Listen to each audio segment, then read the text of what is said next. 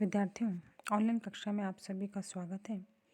आज हम बीए पाठ प्रथम के द्वितीय प्रश्न पत्र के अंतर्गत अच संधि प्रकरण को ही आगे की ओर बढ़ाएंगे। अच संधि प्रकरण यानी स्वर संधि प्रकरण। अच यानी स्वर।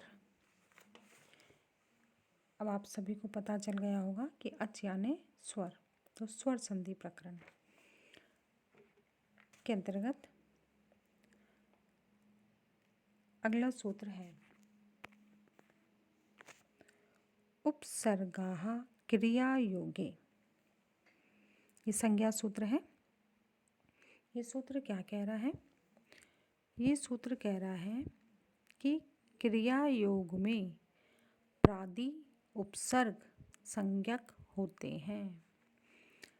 कहने का तात्पर्य है कि क्रिया के साथ अन्वित होने पर प्र आदि जो 22 शब्द हैं, अर्थात जो 22 शब्द उपसर्ग संज्ञक होते हैं।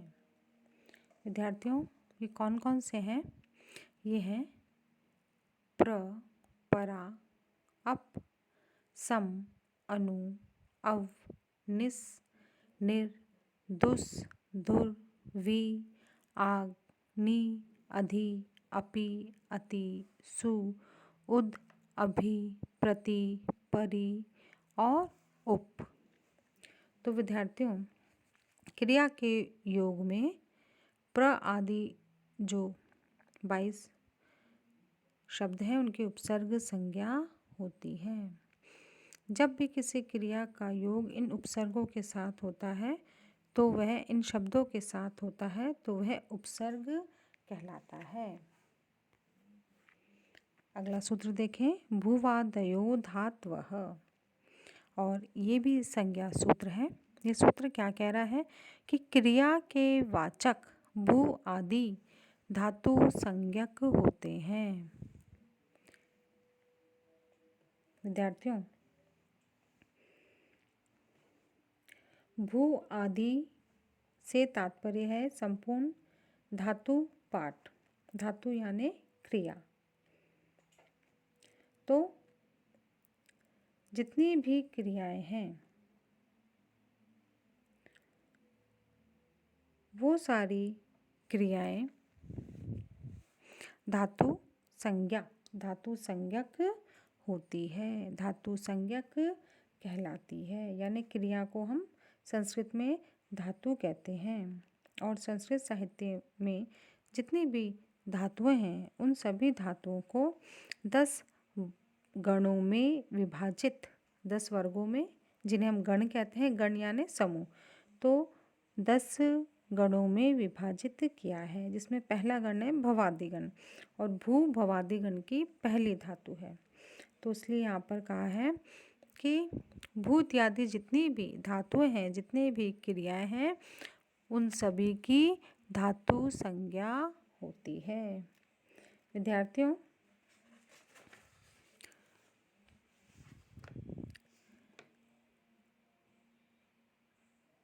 भू यानी होना, भू यानी होना और भू का अर्थ पृथ्वी भी होता है। तो भू जो होना है, क्रियावाचक है, उसी की धातु संज्ञा होगी, न कि भू के अर्थ वाले पृथ्वी शब्द की। इसकी धातु संज्ञा नहीं होगी। विद्यार्थियों, अगला सूत्र हम देखेंगे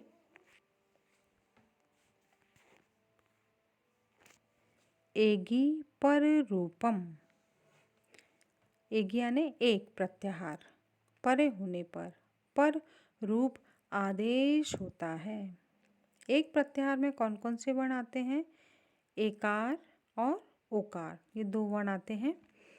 यदि अवर्णांत उपसर्ग के पश्चात एकार या ओकार आदि धातु आए तो पूर्व और पर वर्ण यानी अ या आ प्लस ए या ओ के स्थान पर पररूप यानी एकार या ओकार एकादेश हो जाता है।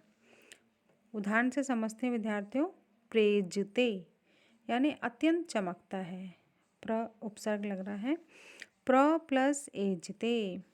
यहाँ पर प्र उपसर्ग के बाद में एकार आदि यानी एकार इसके प्रारंभ में है, एजते धातु है और एकार इसके प्रारंभ में है, इसलिए एगी पर रूपम सूत्र से क्या होगा, अकार प्लस एकार के स्थान पर रूप हो जाएगा और पर रूप क्या होगा, एकार। तो स्थिति बन जाएगी प्र प्लस ए प्लस जते, संयोग करने पर प्रेजते, यह रूप सिद्ध होता है। इसी तरीके से अगला उदाहरण देखें। उपोष्टि यानी जलाता है, उप प्लस ओष्टि, यहाँ पर उप उपसर्ग है और धातु है ओष्टि। विद्यार्थियों इसके प्रारंभ में है ओकार, तो अकार प्लस ओकार के स्थान पर पररूप ओकार होगा, तो उप ओ क्षति और क्या बन गया, उपोष्टि। विद्यार्थियों अगले सूत्र की ओर बढ़ते हैं। अगला सूत्र है अचोन्त्यादिटी। सूत्र संज्ञा सूत्र है। ये सूत्र कह रहा है अच यानी स्वर, अचों के मध्य में अंत्य अच, अंत्य यानी अंतिम जो अच है जिसके आदि में है, ऐसा शब्द स्वरूप की टी संज्ञा होती है या ऐसे शब्द स्वरूप टी संज्ञक होता है। शब्द के अंत में आने वाला अच स्वर वर्ण जिस वर्ण समुदाय के आदि में आता है उस वर्ण समुदाय को टी कहते हैं। जैसे मनस एक शब्द है और मनस शब्द का अंतिम अच क्या है, नकार के बाद वाला अकार, और यह सकार के पूर्व या आदि में आया है, ठीक है। तो इसलिए टी कौन सा शब्द हुआ, अस, तो अस जो है वो टी है और इसकी अचोन्त्यादि टी सूत्र से टी संज्ञा होती है। विद्यार्थियों इसी के साथ हम अगले वार्तिक को समझते हैं। शकंद्वादिषु पररूपम वाच्यम। क्या कह रहा है वार्तिक, शकंदु आदि के विषय में पररूप कहना चाहिए, समझना चाहिए। शकंदु आदि के विषय में पूर्व टी और पर अच के स्थान पर पररूप यानी पर अच आदेश होता है। विद्यार्थियों हम इसे उदाहरण से समझेंगे। शकंधुः, शकंधुः, शक प्लस अंधुः, इस अवस्था में अकह सवर्णे दीर्घ सूत्र से दीर्घ की प्राप्ति होती है, किंतु ये जो वार्तिक है ये अकह सवर्णे दीर्घ सूत्र को बाध देता है, उसका निषेध करता है। और शकंद्वादिषु पररूपम वाच्यम से शक के ककार के बाद के अकार के स्थान पर पररूप हो जाता है, क्योंकि पररूप टी संज्ञक वर्ण के स्थान पर होगा और यहाँ पर जो अकार है वो क्या है, उसकी टी है, तो इसलिए शक प्लस अंधुः होकर के शकंदुः यह रूप सिद्ध होता है, यानी देश विशेष का अंधु, शकंदुः। इसी प्रकार से विद्यार्थियों करकंदुः यानी राज विशेषाणाम अंधुः इति करकंदुः। तो ये कैसे होगा, कर्क प्लस अंधु, और यहाँ पर भी आकार जो है वो टी है, तो इसलिए कर्क अ दु करकंदुः। विद्यार्थियों ऐसे ही कुलटा यानी व्यभिचारी, व्यभिचारिणी स्त्री। यहाँ पर कुल प्लस अटा, तो लकार के बाद का आकार टी है और अटा शब्द के आदि आकार के स्थान पर आकार, यह एक पररूप आदेश हो जाएगा और स्थिति क्या बनेगी, कुल अटा, कुलटा। ये प्रयोग जैसे अगला उदाहरण हम देखें, मनीषा यानी बुद्धि, मनस प्लस ईशा, तो यहाँ पर अचोन्त्यादि टी सूत्र से अस, मनस की क्या है, अस, टी है, टी संज्ञा होती है और टी और ईशा शब्द के ईकार के स्थान पर ईकार, यह एक पररूप आदेश हो जाएगा। फिर स्थिति क्या बनेगी, मन ईशा और सहयोग करने पर मनीषा। विद्यार्थियों इसी प्रकार से हम शकंधवादिगण के अंतर्गत आने वाली और भी शब्दों की सिद्धियों को देख सकते हैं। मैंने ये आपके लिए उदाहरण यहाँ पर प्रस्तुत किए हैं, जैसे हलीशा, हल प्लस ईशा, लांगलीशा, लांग प्लस ईशा, पतंजलि ही, पतत प्लस अंजलि ही। तो यहाँ अत टी है, पतत में अत जो है वो टी है और अंजलि के आदि आकार के स्थान पर आकार, ये पररूप हो जाएगा। स्थिति बनती है पत अंजलि, पतंजलि ही, ये प्रयोग सिद्ध होता है। पतंजलि कौन है छात्रों, पतंजलि जो है व्याकरण महाभाष्यकार पतंजलि कहलाते हैं। सारंगः, चातक या हरिण, सार प्लस अंगः।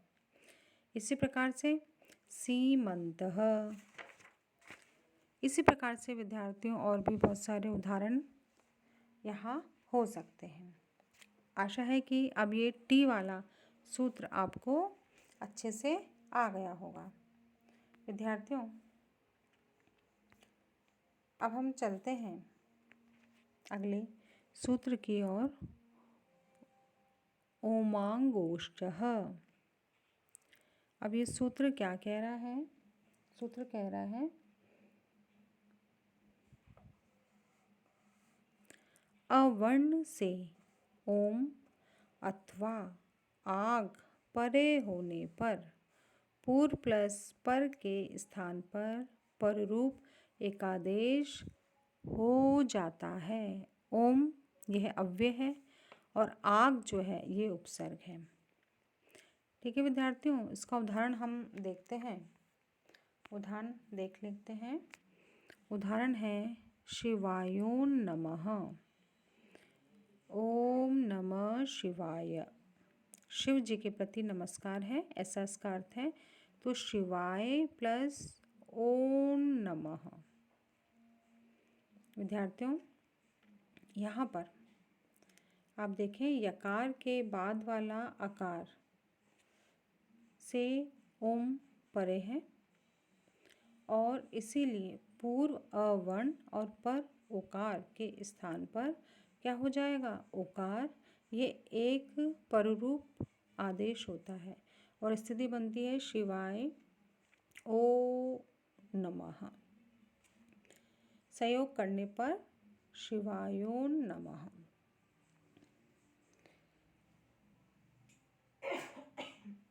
विद्यार्थियों इस प्रकार यह रूप सिद्ध होता है।